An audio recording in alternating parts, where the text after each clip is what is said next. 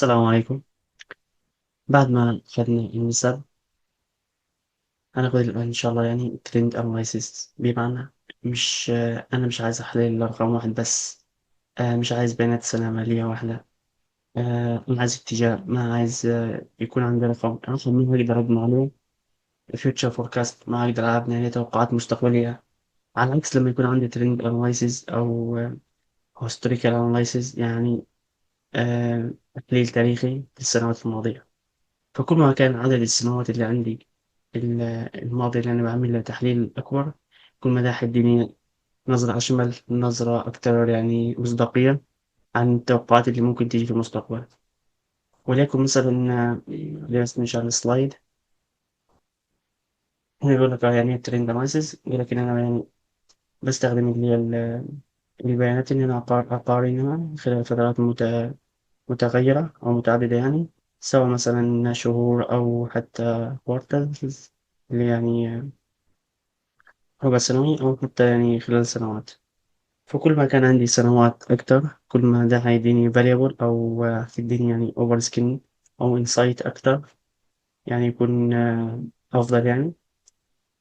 فمن خلال فحصي للhistorical trend أو للبيانات التاريخية، فده هيديني نظرة أفضل إن أنا أفهم المستقبل أو الاتجاه اللي ممكن يحصل في المستقبل. تمام.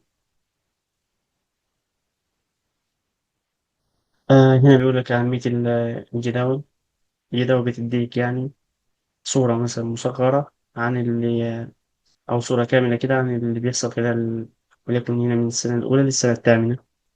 فأنا عندي هنا في أول سنة كان الجروس مارجن 28.2. السنة اللي بعدها بيجي 31.15، تقريبا زاد ب3%.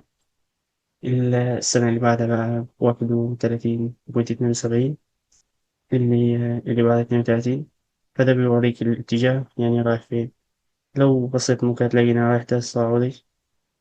تمام. يعني تصاعدي هنا أقل شوية. فده بيديك يعني نظرة أشمل أو نظرة، يعني صورة كاملة عن اللي بيحصل خلال 8 سنوات، ويديك في الأخير المتوسط بتاعه. بعد كده ندخل عن أهمية الرسوم البيانية أو الترند جرافيكس يعني. أنا كمستثمر أو أنا كمتخذ قرار، من هو ده أبص كده وأشوف دي زادت كام أو دي هنا نقصت ولا هنا زادت. لأ، أنا عايز أشوف رسمة، أشوف شيء يعني أقدر آخذ عليها قرار. الجامعة الدولية ياخذ قرارات بمليارات، يعني ما عنده الوقت الكافي إنه يبص ويشوف. يمكن نظره ضعيف، يقعد يشوف دي زادت كام ولا دي نقصت كام، وعايز إنه يشوف خط هنا من تحت لفوق، خلاص البروس مارجن زاد. من تحت لفوق تمام، العرض على حقوق الملكية زاد. من فوق لتحت خلاص أنا عندي نقص في البروس مارجن. فلا، الناس دي عايزة تاخد قرار بسرعة يعني. فعايزة يعني حاجة تعبر لها أو تديها النظرة الكافية. بمجرد ما تبص نظرة كده يعني خلاص أنا خدت قرار. أنا مالك عندي البورصة ريشيو. أنا كمحلل مالي لازم أبص على 3 حاجات يعني في القوائم المالية. نشوف معدل نمو الأصول. ثواني عشان بس خلينا في اللحظة. بشوف يعني نمو الأصول، هل الأصول عندي زادت ولا نقصت. بشوف معدل أو نسبة النمو للإيرادات، كذلك نسبة النمو للprofitability اللي هي الربح يعني. فأنا عندي هنا 3 سيناريو ممكن يحصلوا. لو لقيت الأسيتس أو الأصول بتزيد ولكن بمعدل أكبر من الريفينيو، وكذلك من البروفيتابيلتي، فأنا عندي كده يعني سوء استخدام للأصول. ليه؟ أنا كده زودت الأصول، أو صرفت، عملت كاش أوت للأصول، زودت الكابكس، ولكن في نفس الوقت ما حصلش استخدام أمثل للأصول اللي عندي، ما زودتليش المبيعات. يعني مجرد أصول بس إن أنا حملت نفسي بكابكس زيادة، ولكن يعني دون فائدة، دون ما لا يعود علي بإيرادات زيادة. تمام. فهنا بيقول لك يعني asset utilization أو استخدام الأصول، هي يعني أو القدرة في توليد توليد المبيعات من الأصول اللي أنا زودتها دي، فديكلاين اللي هو يعني انخفض، فمعنى كده إن أنا عندي سوء استخدام للأصول. بعد كده عندي السيناريو اتنين، إنه ريفينيو الإيرادات بتزيد، ولكن بنسبة أكبر من البروفيتابيلتي. يعني أنا مش معنى إن أنا ببيع أو إن أنا عندي مبيعات كتيرة إن أنا يعني المفروض يكون عندي ربح. تمام. في حاجات في النص، وليكن زي المصاريف التشغيلية، زي المصاريف الإدارية. تمام. ممكن أكون بايع مثلا وليكن ب10 مليون مبيعات ريفينيو، لكن أبص على النت بروفيت تحت خالص هلاقي عندي 800K. فكده أعرف إن في حاجات يعني في النص حصلت، سواء يعني دفعت فوائد كتير، آه، دفعت مرتبات أكتر، عندي المصاريف التشغيلية كتير برضو. فالحاجات دي يعني هتبقى مثلا لازم أحطها في بالي لما أجي يعني أحلل. بعد كده عندي السيناريو الثالث، يقول لك الأصول زادت، ولكن أدت يعني زيادة الأصول أدت إلى زيادة المبيعات، وبالتالي أدى إلى زيادة البروفيتابيلتي. فده يعتبر استخدام أمثل أو أفضل سيناريو في قدرة يعني الشركة، تمام، أو إدارة الشركة لمواردها يعني. تمام. بعد كده ندخل على الرافعات. أنا عندي ثلاث رافعات.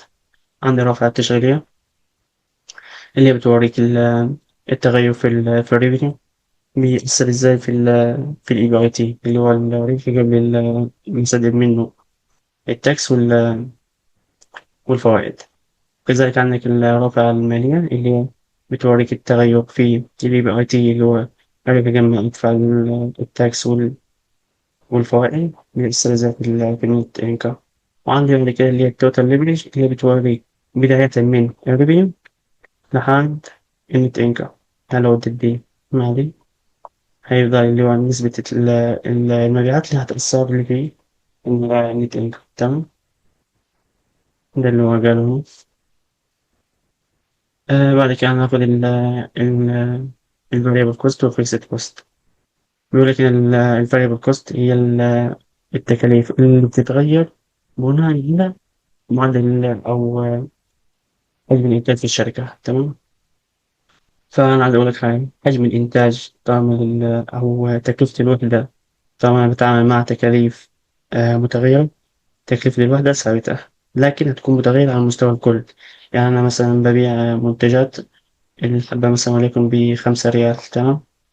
كده الحبة يعني يعني معروف إن هي سعرها ثابت ب5 ريال. لكن لو حبيت إن أنا مثلا أزود حجم المبيعات، آه كان مثلا 100 مليون لما ماكسيموم، يعني كل ما زادت عدد الوحدات المنتجة كل ما يزيد التكاليف. تمام. لكن السعر الحبة الوحدة فهو ثابت، يعني 5 ريال. تمام. على عكس التكاليف الثابتة. التكاليف الثابتة دي ثابتة على المستوى الكلي، ولكن متغيرة على مستوى الحبة الواحدة. يعني لو حبيت إن أنا أعملها يعني توزيع، فهتختلف تكلفة الوحدة عن التكلفة الإجمالية يعني. بعد كده عندك الفاينانشال ليفرج، بيقول لك يعني دي بتوريك يعني كمية الديت اللي عندك مستخدم استخدام أنثى ولا لا.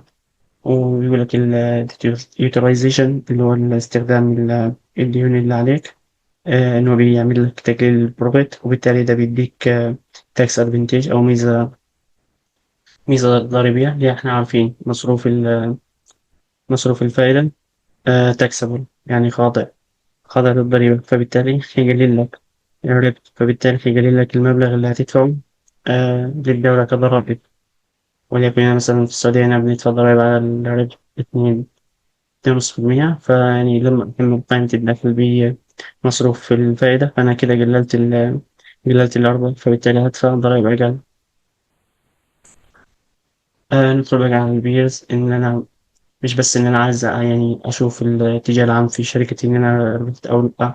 ممكن أكون أنا بعت صفر ربح وليكن 30%.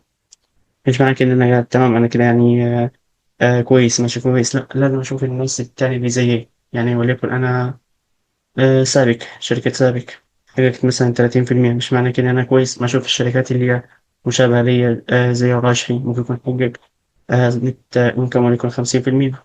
فلا أنا كده بيبان عندي قصور.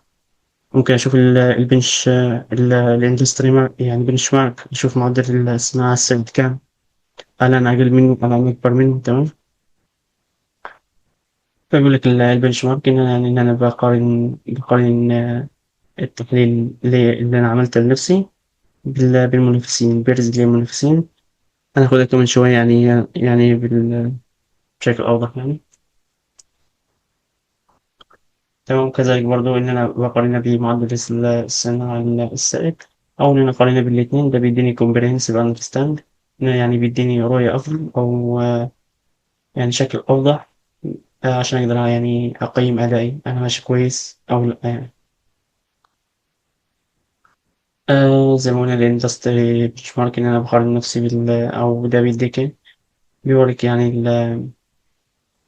الاندستري ترند، أو المعدل اللي ماشي في السوق حاليا، التحديات اللي ممكن تواجهك، ال- الفرص اللي ممكن تجيلك،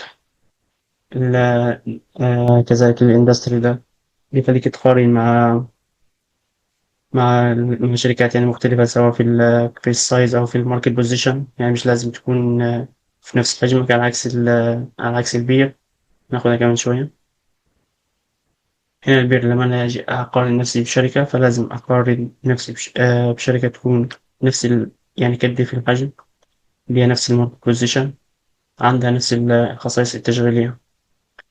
فبمعنى أوضح، أنا بقارن نفسي بالشركة اللي أنا شايفها دايركت كومبيتيتور، أو منافس مباشر ليا.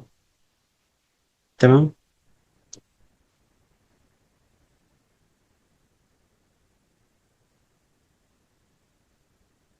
يعني بيقول لك يعني أنت بتشوف يعني الهوا كومباني يعني إزاي الشركة يعني مقيمة أو أداها ريلاتيف، أو بما يتماشى مع أقرب منافسين ليك يعني.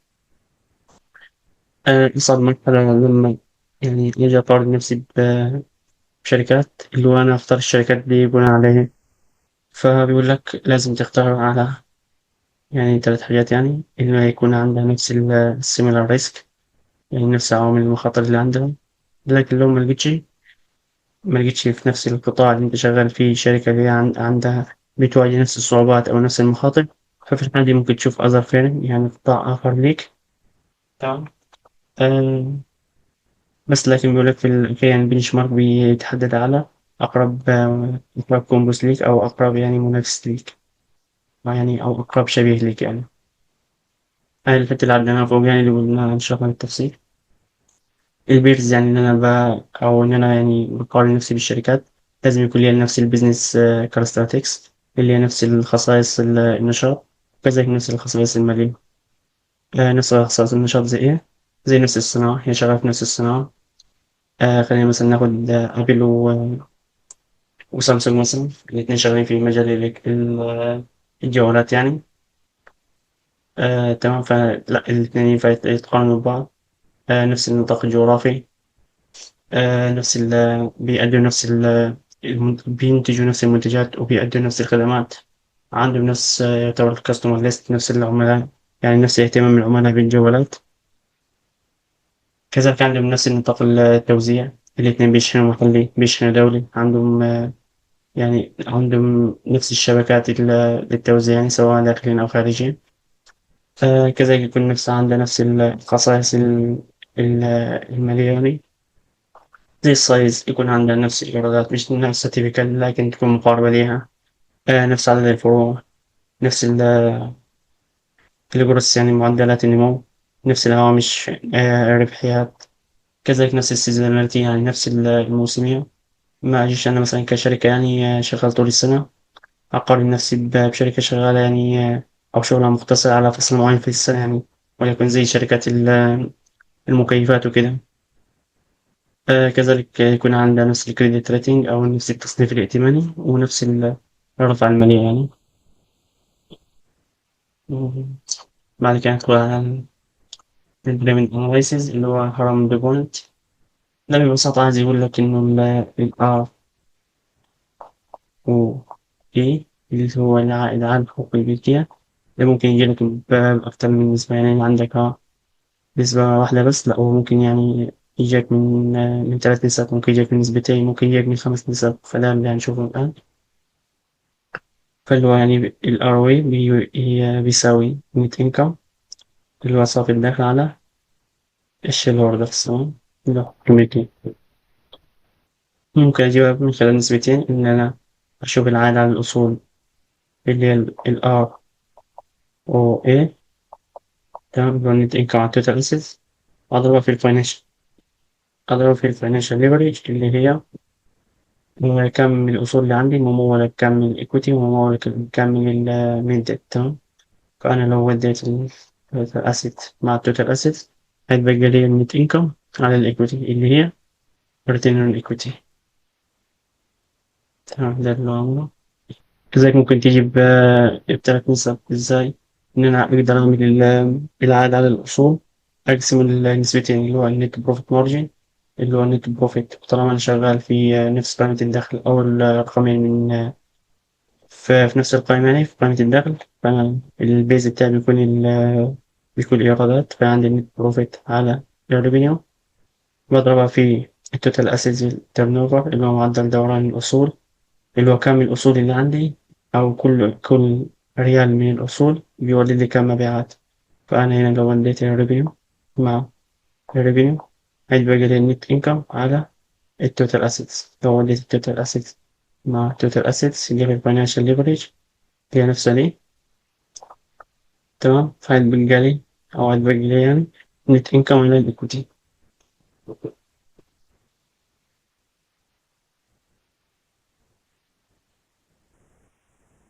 إذا كان عندك النت بروفيت مارجن بيقول لك إنه ممكن يجيك من ثلاثة ليفرز، اللي هو التاكس بردن أو العبء الضريبي. أنا عايز أشوف العبء اللي كان عليها ضريبيا، فأشوف النت إنكم اللي هو الرقم في قائمة الدخل على الرقم اللي هو لما يسدد التاكس، تمام؟ لو ما عنديش تاكس فخلاص كان النسبة تكون واحد. لذلك عايز أشوف العبء الفوائد اللي عليها، فأشوف المبلغ بعد ما أنا سددت الفوائد على ال EBIT اللي هو قبل ما سددت الفوائد، تمام؟ أضرب في ال Operating Profit Margin اللي هو ال EBIT على الريفينيو. لو وديت أو طيرت ال EBIT مع ال EBIT، أو طيرت ال Earning مع ال Earning، هيتبقى لي ال Net Income على الريفينيو، تمام؟ اللي هو Net Profit Margin.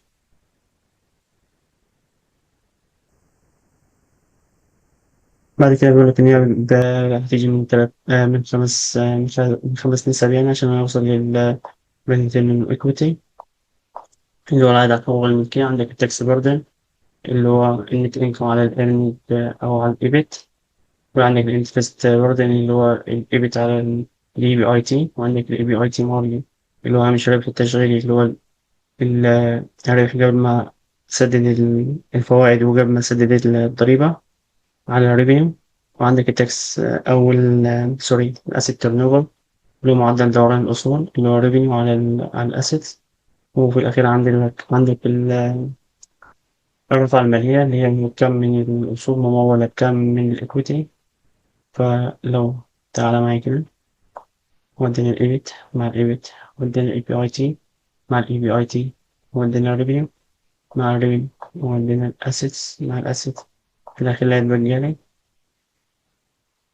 النت إنكم على الإيكويتي اللي هو ال ROE،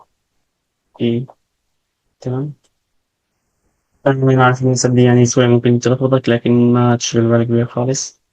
إن شاء الله يعني هحاول أغطيها بأكبر قدر ممكن من الأسئلة يعني على الجروب الواتساب، فما تشغلش بالك خالص يعني بالأمور. كده إحنا خلصنا كل الأجزاء النظرية. في أول يعني موديول عندنا أو أول موديول عندنا من ضمن ال14 كورس. فإن شاء الله يعني المحاضرة الجاية هناخد مثال عملي شامل نطبق في كل حاجة من بداية أول حاجة درسناها لحد الديفونترز، يعني وبنش مارك، سواء مثلا للبيرس أو سواء للإندستري. كل ده إن شاء الله نتعلم إن شاء الله يعني في المحاضرة الجاية. هو مثال واحد يعني كده هيلم لك الدنيا كلها. في الآخر لو كان في تقصير يعني فمني، كان في كمال فالكمال لله. وشكرا، السلام عليكم ورحمة الله وبركاته.